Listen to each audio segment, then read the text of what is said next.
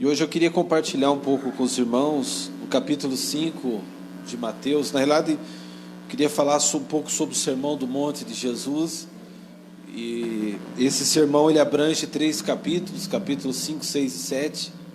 Não vai ter como a gente falar sobre todos eles. Eu vou pegar algumas partes, uma boa parte do capítulo 5 e 6, para nós estarmos compartilhando nesta manhã. É o Sermão da Montanha, ou as bem-aventuranças, né? Ele começa ali com as bem-aventuranças, mas todo o sermão dele, desses 3 capítulos, é sempre, normalmente, chamado Sermão da Montanha, o Sermão do Monte de Jesus. Esse mesmo sermão a gente vai encontrar parte dele, de certa forma, nos outros evangelhos também. Mas o texto que nós temos, o sermão mais completo, assim, é o texto de Mateus, aqui desses capítulos. Queria ler só o versículo 1 e o início do versículo 2, que diz assim: Jesus, vendo a multidão, subiu ao monte, assentando-se, aproximaram-se dele os seus discípulos, e abrindo a boca, os ensinava. Queria que você repetisse após mim, agora novamente, amém? Para a gente reforçar esse início do texto. Jesus, vendo a multidão, subiu ao monte, e assentando-se, aproximaram-se dele os seus discípulos, e abrindo a boca, os ensinava. Aleluia. Irmãos, os ensinos de Jesus são importantes? Amém, né? São muito importantes. O princípio de vida, o estilo de vida que nós vivemos hoje, ou precisamos viver como cristãos, se baseia nos ensinamentos, basicamente nos ensinamentos de Jesus. Os evangelhos, nós temos o registro da história de Jesus, de seus ensinos.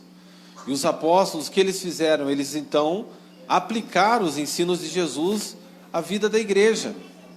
Mas os ensinos de Jesus sempre foram fundamento, sempre foi base para a vida cristã, para a vida da igreja. Sempre foi e sempre será. Amém, queridos? Então os ensinos de Jesus são muito importantes, porque foi Jesus, o próprio Deus encarnado, que trouxe esses ensinos. Inclusive você vai perceber que os ensinos, o Sermão do Monte, basicamente, ele é um conjunto aí dos ensinamentos principais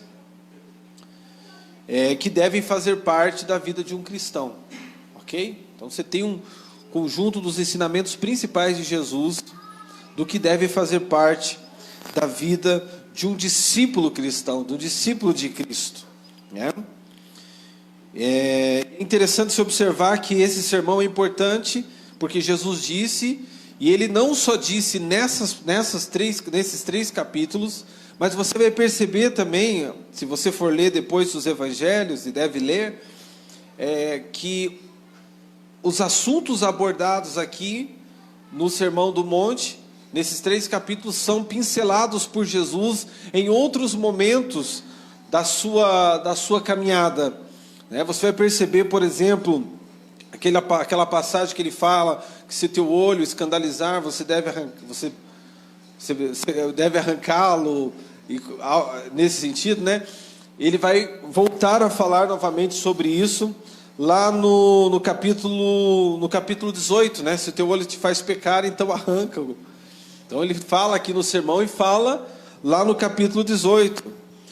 Com relação ao divórcio, por exemplo, ele aborda aqui em Mateus no capítulo 5, e ele vai abordar novamente lá no capítulo de número 19. Num outro contexto, né, falando já com os fariseus, respondendo ali ao questionamento dos fariseus, mas volta a falar do assunto. Então você vai perceber sobre o perdão, perdoar os irmãos, você vai ver em outros textos ele falando sobre o perdão. Isso demonstrando que o conteúdo do Sermão do Monte, ele permeava os ensinos de Jesus, porque aqui no Sermão do Monte está o conjunto dos principais ensinos de Jesus para a vida de um discípulo cristão, um discípulo de Cristo, né? Amém? Outra coisa importante que deve nos fazer entender a importância daquilo que Jesus ensinou foi que antes de subir aos céus, Jesus falou que nos daria um Consolador, que é o Espírito Santo, e que as funções, as principais funções do Espírito Santo seriam quais? Glorificar o Filho e nos guiar na verdade, nos fazer lembrar de tudo aquilo que Jesus havia ensinado. Sendo que o Sermão do Monte tem os principais ensinos de Jesus, então o trabalho do Espírito Santo na nossa vida é nos lembrar do conteúdo do Sermão do Monte, dentre os outros ensinos de Jesus.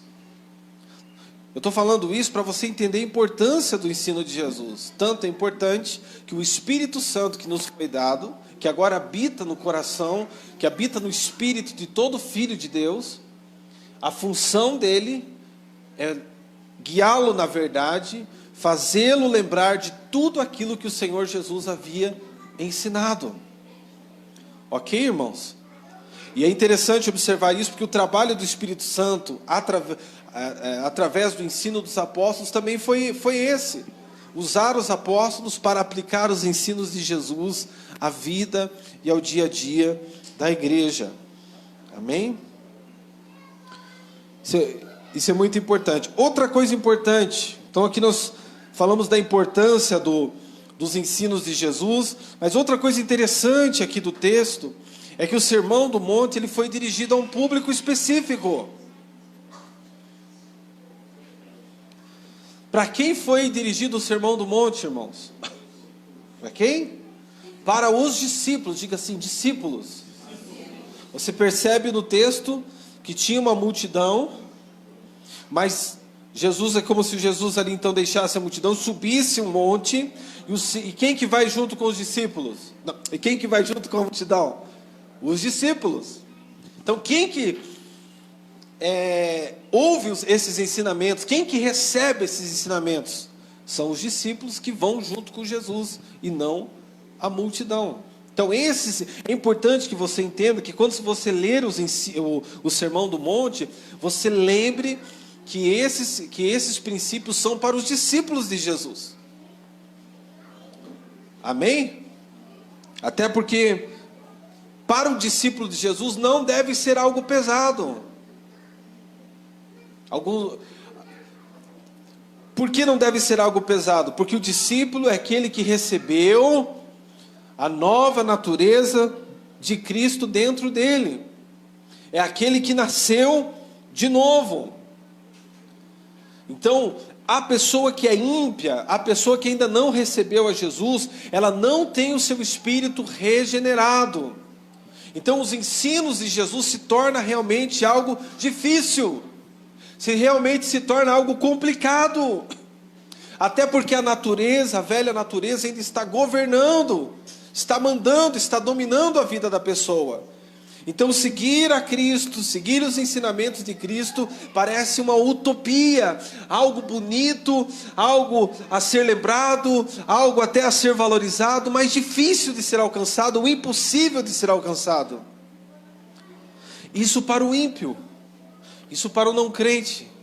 Mas não pode ser a posição de um filho de Deus, não pode ser a posição de alguém que nasceu de novo, que recebeu uma nova natureza, e além da nova natureza, um espírito, que é o Espírito de Deus, para o ajudar, o capacitar, o direcionar nesse sentido. Certo momento, a multidão, e aí é interessante você ver a posição da multidão e dos discípulos, né? A multidão achou pesado o ensino de Jesus, e muitos se afastaram.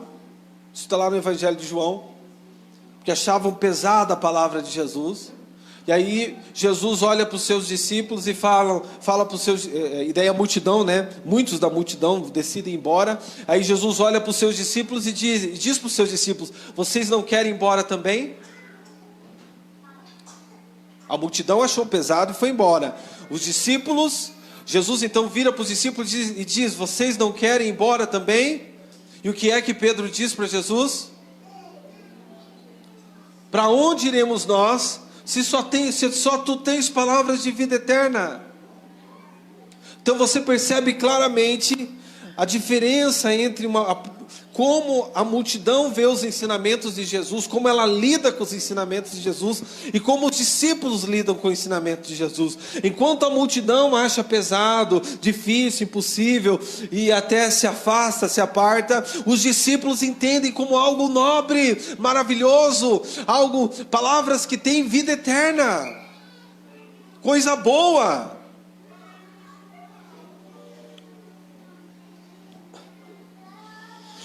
E assim deve ser a maneira que nós, isso se você então, se você se vê como discípulo de Jesus, ou se você quer caminhar como discípulo de Jesus, essa é a maneira como você deve ver os ensinamentos de Jesus, como algo maravilhoso, palavras de vida eterna.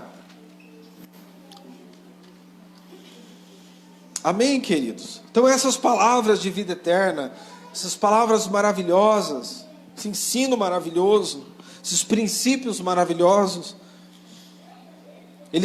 Jesus começa, né, apresentando ali com as bem-aventuranças. E ele fala de uma série de bem-aventuranças ali para os seus discípulos. E essas bem-aventuranças mostram como é a verdadeira felicidade de um cristão, de um discípulo cristão. Ele mostra que a verdadeira felicidade, ali nos primeiros versículos, ela contrasta com a felicidade do mundo, segundo o mundo. Porque o mundo entende que a felicidade, ela consiste em você ter riquezas, em você ter fama, em você ter poder, em você ter muitos relacionamentos, em você cuidar bem de si mesmo. Essa é a ideia básica de felicidade do mundo. A pessoa então se sente realizada e satisfeita quando tem um carro novo, uma casa nova, quando conquista um ótimo emprego. A ideia de quando se tem uma carreira profissional bem sucedida, passou no vestibular, terminou a faculdade. Então isso são coisas que são na cabeça de muita gente sinônimo do que é ser feliz. E aí você pega o sermão de Jesus e você percebe que a ideia de felicidade, do que é ser feliz, do que é ser bem-aventurado, é algo bem diferente. Jesus mostra para os seus discípulos que ser bem-aventurado, e ser bem-aventurado quer ser abençoado. Bem-aventurado quer dizer ser feliz, abençoado. Ele diz que os abençoados, os felizes, os bem-aventurados, são os pobres de espírito.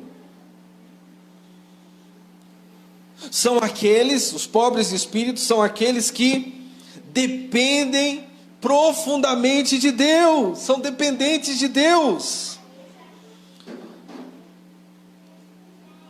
Os pobres de espírito são aquelas pessoas que aprendem, que são profundamente agradecidas e felizes com aquilo que recebem do Senhor. Já viu que a pessoa pobre, às vezes ela recebe pouco, e com o pouco que ela recebe, ela fica feliz. Pouca coisa que você dá a ela, ela já fica feliz, porque ela é pobre. Então, no caso aqui, o pobre de espírito é aquele que depende profundamente de Deus e se alegra profundamente com tudo que recebe do Senhor, mesmo aquilo que aparentemente possa ser pequeno. O texto diz que esses são felizes. Felizes são aqueles que choram. E aqui ele está falando daquele que é feliz, verdadeiramente feliz, aquele que é quebrantado. Que é feliz aquele que é sensível à situação do mundo e também que é sensível às suas falhas, aos seus erros, aos seus pecados.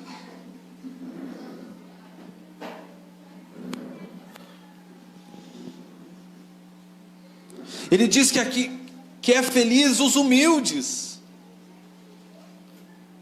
Quem são os humildes? São os submissos a Deus e à sua vontade.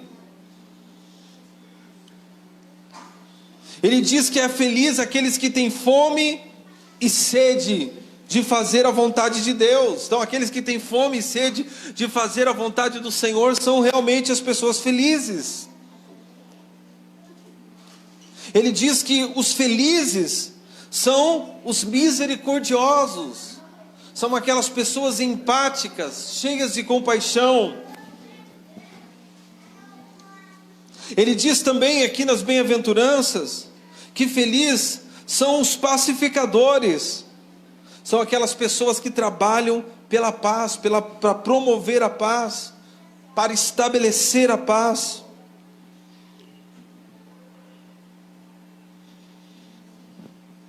E nós vivemos um tempo de uma cultura muito forte, né? De fofoca, de calúnia, de difamação. Isso pensando na sociedade. Como você percebe a facilidade hoje que se tem às vezes de colocar até mesmo nações, uma nação contra a outra, fazendo-se uso de calúnia e difamação. Como se tenta às vezes colocar uma sociedade, se aproveitando às vezes de uma grande parte ser mais simples, para fazer com que essa se levante ou tenha uma visão errada em relação ao seu governo. Então, no meio de uma sociedade onde a cultura da fofoca, da calúnia, da difamação é valorizada, é usado como instrumento, como arma, felizes são aqueles que trabalham pela promoção da paz, da reconciliação. Aos filhos de Deus foi dado um ministério maravilhoso, que foi o ministério da reconciliação. Então, diante de um problema, o Filho de Deus, ele não fica tomando parte, ele tenta ajudar a resolver o problema. É muito mais profundo do que você apaziguar. Não, fique calmo, dizer fique calmo, não. É você ser um instrumento de reconciliação. Porque a paz não está apenas quando você apazigua. Você só dá uma abafada. A paz se estabelece quando há pacificação de fato, reconciliação.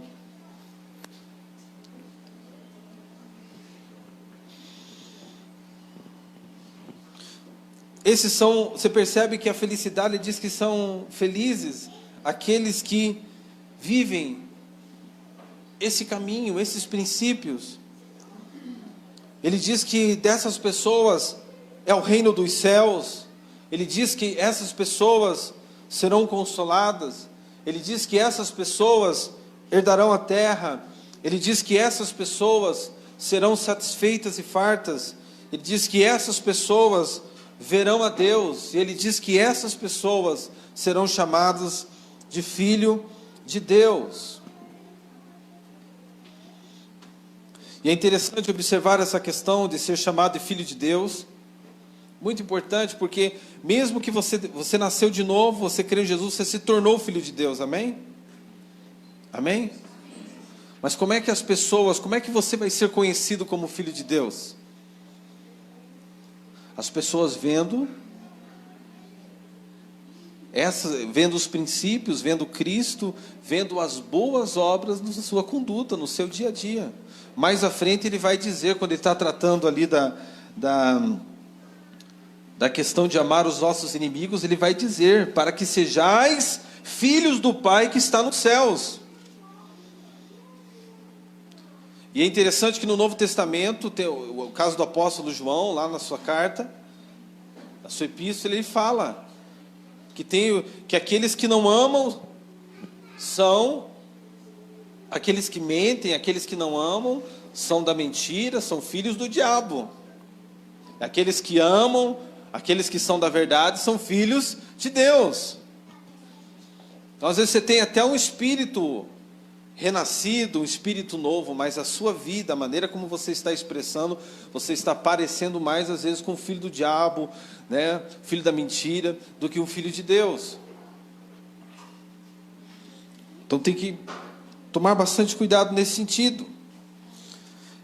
Então, depois das bem-aventuranças, depois que Jesus mostra o que é ser feliz de verdade, Jesus então diz para os seus discípulos que eles deveriam ser o sal e a luz do mundo, sal da terra e a luz do mundo. E aí ele fala da importância, ali no versículo 13, né, em diante: vós sois o sal da terra, vós sois a luz do mundo, versículo 14. Ele fala da importância de nós fazermos a diferença neste mundo. Ele fala da importância de nós, como discípulos de Jesus, como filhos de Deus, como cristãos, de nós causarmos mudança aonde nós estamos, de nós causarmos mudança aonde nós estivermos, seja na nossa casa, seja no ambiente de trabalho, seja no ambiente da escola, da faculdade, seja numa roda entre amigos, entre colegas. E ele fala aqui, e é interessante, que ele fala da importância das boas obras aqui.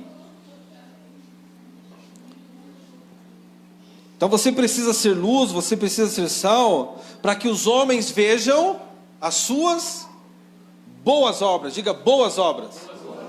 E ao ver as suas boas obras, eles façam o quê? Glorifiquem a Deus. Aqui não está falando questão de salvação, de boas obras para ser salvo. Ele está falando que essa luz que causa diferença, esse sal que produz mudança diante das pessoas, tem a ver com as obras, as boas obras. Então, aquilo que nós fazemos vai fazer ou não com que as pessoas glorifiquem a Deus, sejam atraídas a Deus. Então tem muita gente que blasfema de Deus, que fala contra o Evangelho, contra a igreja, baseado nas más obras de muita gente, de muito crente.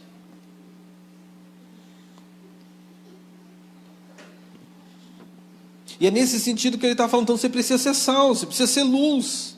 As suas obras devem mostrar, devem apontar para Deus, devem apontar para Jesus, devem apontar para o Senhor. Você percebia que na vida de Jesus, os fariseus e os saduceus, e aí que está a blasfêmia contra o Espírito Santo na vida dos fariseus, saduceus ali, tem muito mais a ver com o fato deles saberem que Jesus era de Deus. Eles sabiam que as obras que Jesus fazia só podia ser de alguém enviado por Deus. Sejam os seus ensinos como as obras, os milagres. Mas por causa do orgulho que eles tinham, orgulho religioso, eles atribuíam as obras de Jesus ao diabo. Por outro lado, as outras pessoas que viam as obras, o amor de Jesus, a bondade de Jesus, a verdade em Jesus, eles se rendiam, eram atraídos, se entregavam totalmente ao Senhor, né? Então essa é a ideia de que as nossas boas obras, manifestar aí o caráter de Jesus no nosso dia a dia, na nossa conduta.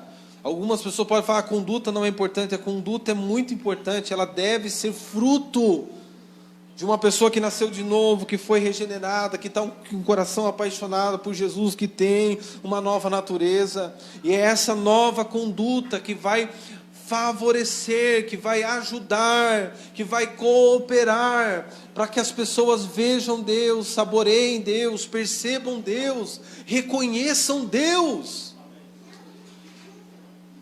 Tem um momento que Jesus diz para os seus discípulos que o mundo o conheceria vendo o quê? Vendo a unidade deles. E é interessante observar isso, porque a igreja primitiva, ela impactou a sociedade romana da época, pela maneira como eles viviam, um nível de unidade. Nós sabemos que era mais do que amizade, era um vínculo espiritual que havia entre eles. Inclusive, eles ficavam perplexos com o fato da igreja, as pessoas que eram mais desprezadas da sociedade, por causa de enfermidades, algum tipo de questão racial, eles eram amparados pela igreja, eram recebidos na igreja, a igreja virava a família deles. E isso impactava a sociedade, porque não era comum, não era normal. Então as boas obras precisam ser esse sal verdadeiro, né, na nossa vida, precisa ser essa luz diante das pessoas. Quando você fala a verdade, quando você se posiciona moralmente diante de situações imorais, e você não se posiciona em amor, não para parecer, não para dizer que, mas por causa da sua convicção em Deus. É duas coisas que acontecem, irmãos, eu já tive experiência nisso, inclusive na escola. Existe uma parte das pessoas que vão te ridicularizar e se afastar de você, mas existe uma parte que vai se aproximar, vai ser atraída para você. É igual Jesus. Uma parte era expelida e outra parte era atraída. Os repelidos são os orgulhosos, mas os que são atraídos são os quebrantados, pessoas que realmente querem algo com Deus e veem, poxa, ali tem Jesus, eu preciso conversar com esse cara, preciso me aproximar dele, preciso falar para ele do que eu estou passando. Ok? Então Jesus primeiro mostra o que é a verdadeira felicidade, depois Jesus mostra como deve ser a manifestação dessa luz, desse sal, né, que não pode ser insípido, falando que o mundo precisa ver as boas obras em nós para glorificar a Deus. Lá mais à frente, no versículo 20, ele vai falar sobre que a nossa justiça, ela precisa exceder a justiça dos escribas, a justiça dos fariseus. E aqui é muito importante, irmãos, entender que nós fomos feitos justos, não fomos, irmãos? A justiça de Deus foi imputada a nós e nos tornamos justos. Mas uma vez que você é justo, você então precisa praticar a justiça, expressar a justiça, e não o contrário disso. Algumas pessoas param apenas no justo, no fato de ser justo, de ter sido feito justo por causa do sacrifício de Jesus. E então, dali para frente, elas vivem de qualquer jeito, vivem de qualquer maneira, não têm responsabilidade no modo como vivem, responsabilidade com Deus, com a vontade de Deus, os princípios da palavra de Deus. Mas se perguntar para ela isso, ela sabe e fala de boca cheia: você é justo? Ela vai: eu sou. Por que você é justa? Por causa de Jesus. Mas a prática, às vezes, do dia a dia não tem nada a ver com a justiça. Então, ele fala que a nossa justiça precisa exceder, precisa estar acima da justiça dos fariseus e saduceus. Como era a justiça dos fariseus e saduceus? Era uma justiça baseada nas obras exteriores, era baseada na justiça própria. Eles faziam as coisas para aparecer, para que as pessoas dissessem: esses caras são bons, esses caras são justos. Mas no coração, Jesus mesmo diz que eles eram como sepulcros caiados, muito bonito por fora, mas podres por dentro. Então a justiça que excede a dos fariseus começa no fato de que nós não somos justos pelas nossas obras, mas somos justos por causa da justiça de Cristo, da obra de Cristo. E a justiça que excede ao dos fariseus, ela continua em que sentido? Que agora a nossa vida de justiça, ela não é vivida na aparência, mas ela se manifesta a partir do coração. A nossa religião não é uma religião da casca, da aparência, mas é uma religião do coração. Cleberson bem hoje falou que nós às vezes nos acostumamos a estar no culto e acabamos transformando isso num ritual. E esse é o risco que nós temos muitas das vezes, de transformar a nossa vida cristã em apenas algo, em um ritual, em uma prática mecânica, sem envolvimento do coração, sem envolvimento da sua alma, sem envolvimento interior naquilo que você está fazendo. Seja um culto como esse, ou seja, fazer o bem para o seu próximo, ajudar uma outra pessoa. Então a nossa justiça precisa se manifestar como uma religião do coração e não da aparência. Agora, viver a justiça acima da justiça dos fariseus,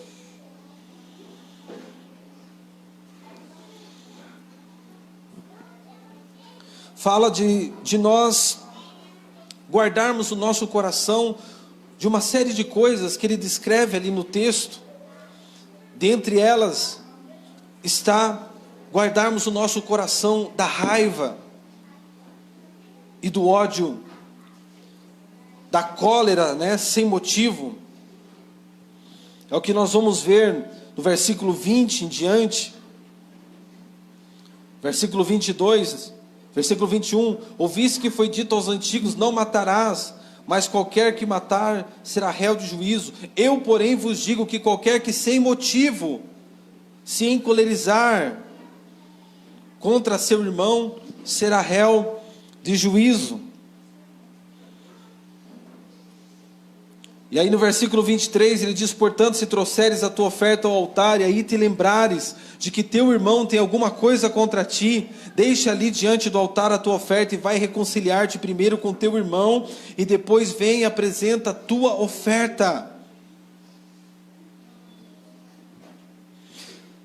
Então a nossa justiça precisa exceder a dos fariseus, no sentido que nós precisamos guardar o nosso coração da ira e da raiva em relação às pessoas, em relação aos nossos irmãos, e devemos ser pessoas que buscam sempre a reconciliação. Ele diz ali no texto que se você sem motivo se encolerizar com seu irmão e apenas chamá-lo de louco, você já será réu. O que ele está querendo dizer com isso? Que se no seu coração houver raiva, houver ódio em relação a outra pessoa, qualquer palavra, a qualquer ofensa, já pode ser algo destrutivo. Já pode ser um assassinato no coração. Às vezes até uma coisa aparentemente boa, Eu posso até às vezes pegar um texto bíblico, mas eu estou cheio de ódio e raiva do meu irmão e eu vou usar aquele texto, mas o meu intuito não é aconselhá-lo, não é mostrar a verdade e ajudá-lo a encontrar o caminho certo. O meu intuito é atingi-lo, o meu intuito é machucá-lo, o meu intuito é enchê-lo de acusação, é fazer mal para ele. O intuito no coração. Mas estou usando um texto da Bíblia. Então a nossa justiça precisa exceder a dos fariseus nesse sentido, irmãos. Precisamos guardar o nosso coração. Existem coisas que nós podemos nos irar? Coisas que nós devemos nos encolerizar? Quem colocou o sentimento a possibilidade de sentir ira em nós? Foi o diabo? Foi Deus. Então nós podemos nos irar contra coisas erradas, a injustiça, a corrupção, a maldade, a violência, a mentira, contra o diabo. Mas o texto está dizendo que nós não devemos nos irar sem motivo com os nossos irmãos, nos encolerizar com os nossos irmãos. Porque o resultado vai ser que tudo aquilo que eu fizer vai estar banhado ou motivado pela ira.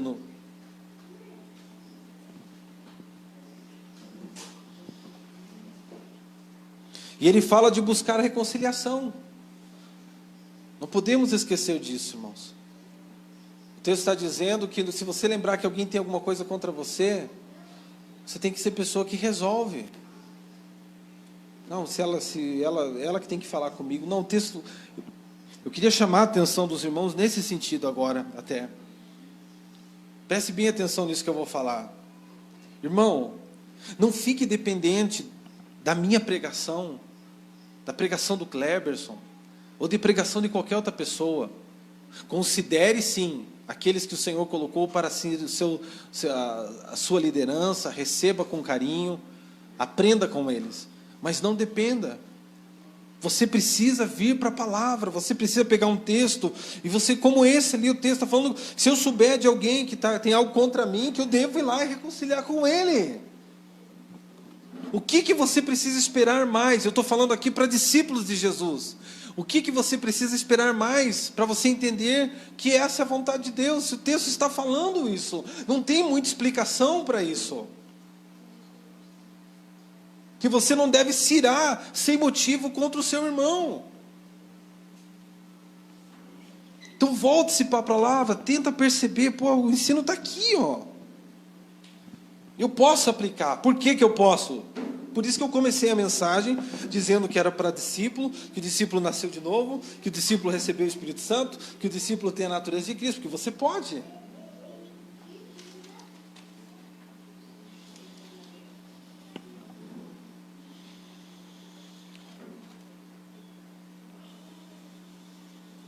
Então, a nossa justiça precisa exceder a justiça dos fariseus, no sentido também, que nós temos que cuidar do nosso coração e da nossa mente, porque o pecado, ele começa onde, irmãos? No coração, começa no interior, começa na mente.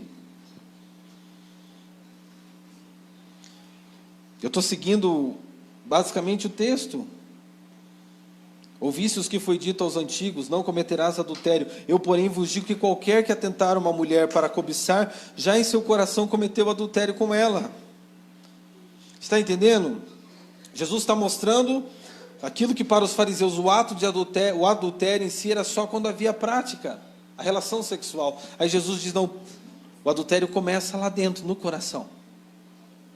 Quando se cobiça, quando se maquina, quando permite que a sua mente, aonde ninguém vê, aonde mais Deus vê, quando você permite que a sua mente se transforme em um lugar para ser produzido um filme, uma relação, um adultério, então ali que começa.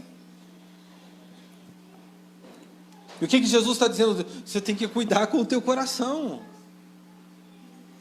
Você tem que cuidar com o seu interior. Quem que é responsável pelo nosso interior, irmãos? Pela administração daquilo que entra, é fermentado, fervilhado aqui dentro. É nós.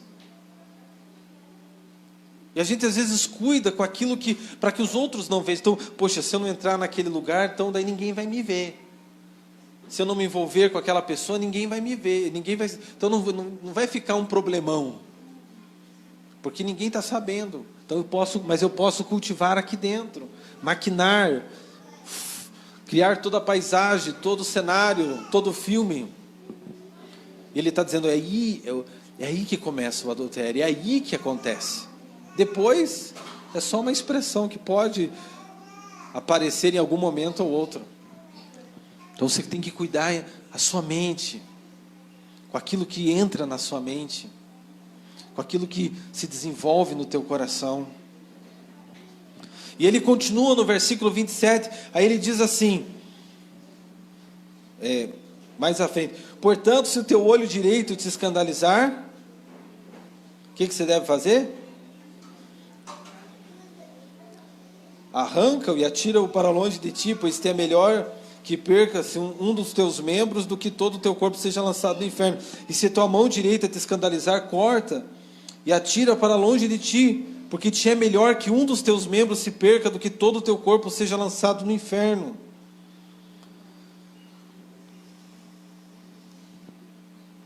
Uma coisa importante, irmãos,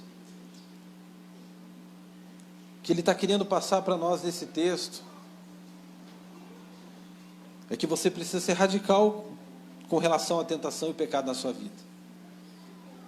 E eu faço questão de falar esse assunto aqui, importante, porque por causa da mensagem maravilhosa da graça, muita gente que não entendeu, o mal intencionado,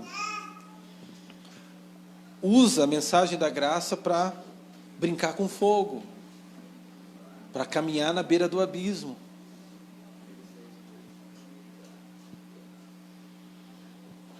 Não, agora eu sou filho de Deus.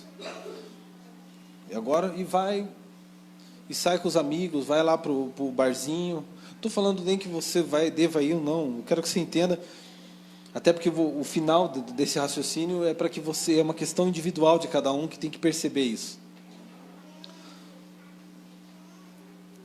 E começa a ouvir músicas seculares, e daqui a pouco está bebendo um monte. E com certeza, boa parte dos irmãos conhece a história de alguém que nesse período que nós estamos ensinando sobre a graça, não foi lá e tomou uma. Tomou todas. Não sempre. Mas talvez você tenha, senão muita gente não, talvez você não falou isso para ninguém, mas talvez você tenha uma história negativa nessa área já para contar. De um dia que você bebeu demais, que você falou que não devia, de que você fez alguma coisa errada, de que você não ficou bem.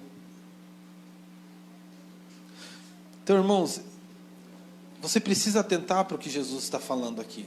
Não vamos tentar amenizar. Você nasceu de novo, você agora é uma nova criatura, mas você tem esse corpo.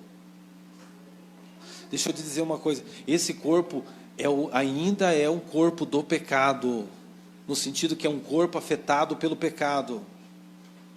É por isso que Paulo fala que Jesus foi a primícia dos que dormem, e que naquele dia, na ressurreição, este corpo, que ele chama de corruptível, será revestido da incorruptibilidade, e nós vamos ter um corpo como de Jesus, que é um corpo santo, glorioso.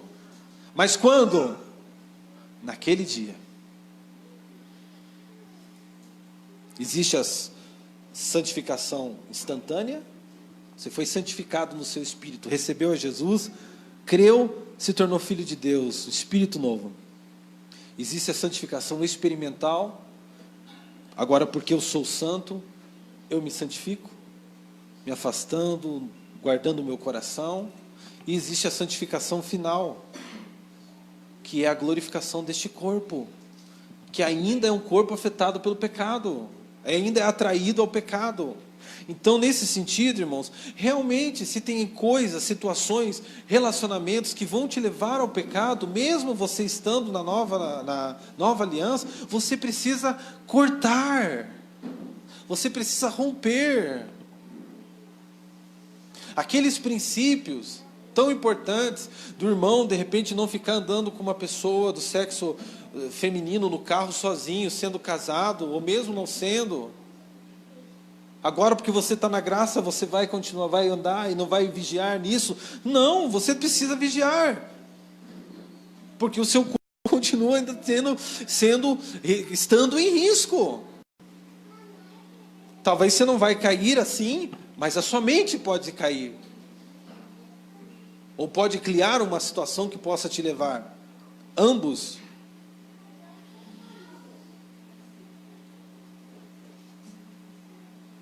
Então, e aqui vai para o âmbito da individualidade agora, né? Da individualidade, porque você precisa ver. Se a tua mão, se o teu olho... Então, se há situações que estão produzindo ambiente de tentação, e você sabe, se determinada coisa está criando um ambiente de tentação, se algo está levando você ao pecado, então rompa, corte. Talvez você não vai poder colocar mais bebida na sua boca. Talvez outro seu irmão possa ainda. Mas talvez você não.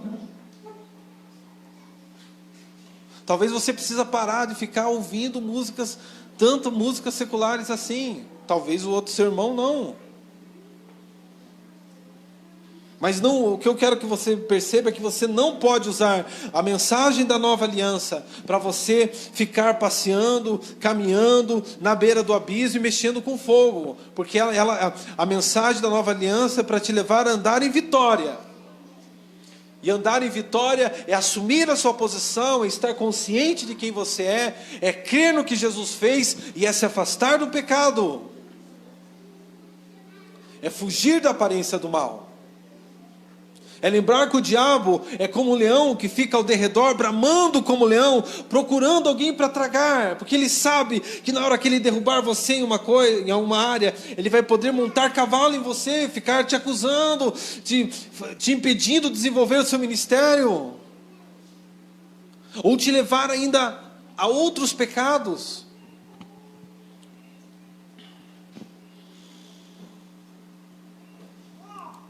Então diga assim: eu preciso ser radical ao lidar com a tentação e o pecado.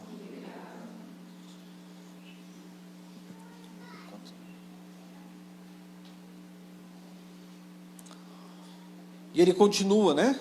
Depois de falar da maneira como nós temos que lidar com a tentação, o pecado, ele fala sobre o divórcio. No versículo 31, você vai perceber que não só no versículo 31, lá no capítulo 19 de Mateus e outros textos, que Jesus é totalmente contra o divórcio. Totalmente contra. E uma coisa importante, né? Ao contrário do que algumas pessoas de repente podem pensar, que é o adultério que produz divórcio, mas são os divórcios que produzem adultérios, segundo o que Jesus está falando. Porque nenhum caso de adultério Jesus dá margem para o divórcio. Ainda mais tendo o contexto da graça, da reconciliação, do perdão de Deus. Mas ele diz que o divórcio, quando acontece, produzem duas pessoas que, ao se relacionarem de novo, elas estarão cometendo adultério. Então eu estou colocando isso para os irmãos, porque nós vivemos numa sociedade onde o casamento está se deteriorando radicalmente. Isso já começa no namoro. O namoro, quando é visto de maneira tão banal e que pode ficar com um, ficar com o outro, ficar com o outro, que quando qualquer coisinha termina, não se tem comprometimento, em muitos casos, né? Isso é levado depois para um relacionamento de casamento, e quando os conflitos começam no relacionamento conjugal, as fases do relacionamento conjugal começam a aparecer no passar dos anos, então muita gente também acha que pode abandonar o relacionamento, partir para outra e uma nova aventura. E tanto era o complicado que no Antigo Testamento tinha gente que tinha muitos, no meio do povo judeu, a ideia de que poderia se dar carta de divórcio por qualquer motivo. Aí Jesus vem no profundo e vai mostrar que no princípio Moisés deu, mas no princípio não era assim. Jesus usa um princípio da hermenêutica, aonde nós temos a primeira menção sobre o casamento. É quando Adão e Eva, né, você tem ali, o Senhor fala, né, deixará o homem seu pai e a sua mãe, se unirá à sua mulher e serão ambos uma só carne. Então no princípio era assim. Então a base do que é o ideal de Deus é a primeira menção, é o que está lá no princípio. E se tem alguém que deve guardar a família, se tem alguém que deve guardar o casamento, e aí, irmãos, a igreja está aqui para ser canal de ajuda para os relacionamentos. Se tem um lugar que nós devemos guardar a família, é a igreja. Mas não porque isso é um ensinamento da igreja. Ah, tua igreja pensa assim. Não. Porque isso é um princípio da palavra de Deus. Nós vamos ter outros momentos para falarmos sobre esse assunto ainda, né? E quero instigar você, mas eu não concordo. Eu quero que você leia os textos de Jesus sobre o divórcio, que você pegue o texto de Paulo. Antes de você pegar comentarista, pega só os textos. Lê uma vez, lê 2 vezes, lê 3, 4 vezes. E aí o Senhor você vai perceber o sentido da palavra. Esses dias, irmãos, eu fui fazer o serviço num lugar, numa distribuidora, e lá tinha uma pessoa que já foi presbítero e hoje não está mais na igreja, que passou por essa situação porque a mulher tinha traído, daí ele se divorciou. E daí ele estava conversando comigo e eu tive que falar para ele: você precisa reconciliar com a sua esposa. Tanto ainda que ele falou, ela já quis até se reconciliar. Mas na hora que eu falei isso, aí ele começou a rebater. E aí ele fez um emaranhado de entendimento, de ideias assim, usando até aquele texto que desligares na terra será desligado no céu. E eu fui falando, daqui a pouco ele disse assim para mim, não, mas eu oro no monte e o Espírito Santo já me falou que é desse jeito e eu estou livre. Aí eu falei para ele, não ensine isso, porque ele falou de uma outra coisa, que era apostasia, que não tinha nada a ver. Eu falei, isso que você está falando, se você ensinar isso é apostasia. Isso é um ensino apóstata. Ele ficou meio assim e tal. Mas estou falando, irmãos, a coisa está bem feia, e nós precisamos guardar, sermos tolerantes, né, com pessoas que às vezes já estão nessa situação, mas precisamos guardar o ensino da igreja. Amém? Eu quero terminar aqui essa palavra na parte que Jesus fala sobre os princípios do contramão. Eu digo do contramão porque é totalmente diferente do que nós estamos acostumados a fazer e a ouvir por aí, que é o versículo 38 até o 47. E eu quero que você fique de pé, por gentileza, e eu vou terminar a gente lendo essa parte.